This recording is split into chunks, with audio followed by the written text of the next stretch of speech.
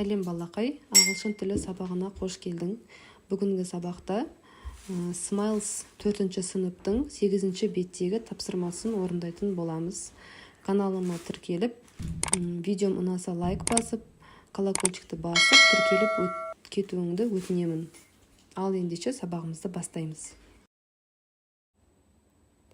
8-ші беттегі 11-ші тапсырманы орындайтын боламыз. Яғни бұл жерде диалог берілген, сол диалогты оқып, аударып, суреттерге қарап, мағынасын түсінетін боласыздар. Ендеше кеттік. Бірінші сурет. Лиам және Лилидің әңгімесі. Лиам айтады: Hey Lily, hey Daddy, are you staying in? You usually go out on Saturday. I'm not sure. You're just reading some magazines.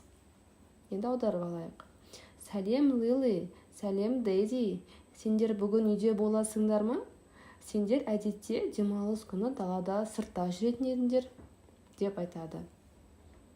Лили жауап береді: Мен білмеймін, біз бірнеше магазиндерді оқып отырмыз. Магазин дегеніміз, яғни журнал деген сөз. Біз журнал оқып отырмыз, дейді.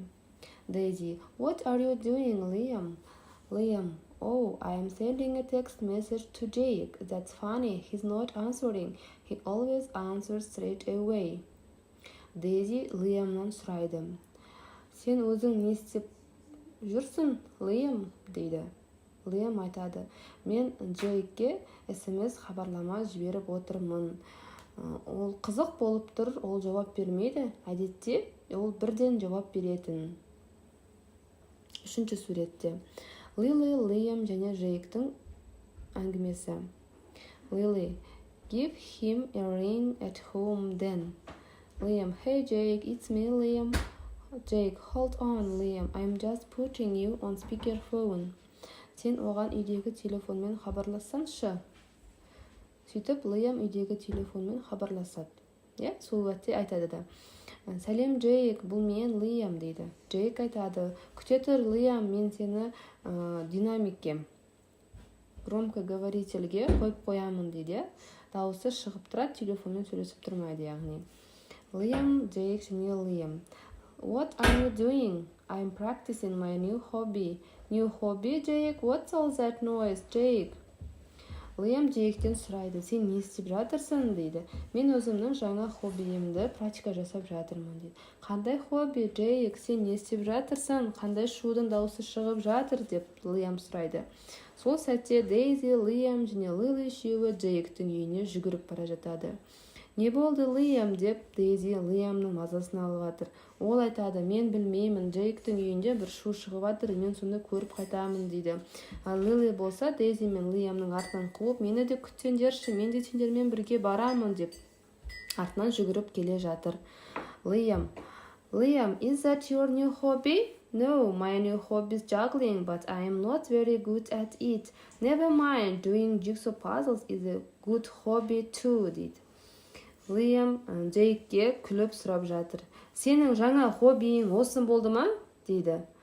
Бөлменің астан кестенін шығарған Juggle. Juggle'дың не екенін білесіңдер, ол затты қолдан қолға айналдырып, жаңағы лақтырып ойнайды ғой. Джейк айтады: Жоқ, дейді, бұл менің хоббиім жаңағы жонглировать. Бірақ мен оны әлі де жақсы жасай алмаймын, дейді. Дейзи айтады: Сен бұдан да үстел ойындары ойнасашы, жаңағы пазл бөліктерін құрастырған сен үшін арналған, сен бұндай жонглер рөлін ойын ойнамай-ақ қой, деп Дейзи Джейкке ақыл айтады. Осымен сабақ аяқталды. Енді қараңыздар, бұл мәтінде өздеріңізге таныс сөздер бар, usually, always, және де sometimes деген алдыңғы сабақта өткен грамматикалық тапсырмалар, грамматикалық жаттығулар беріліп тұр екен.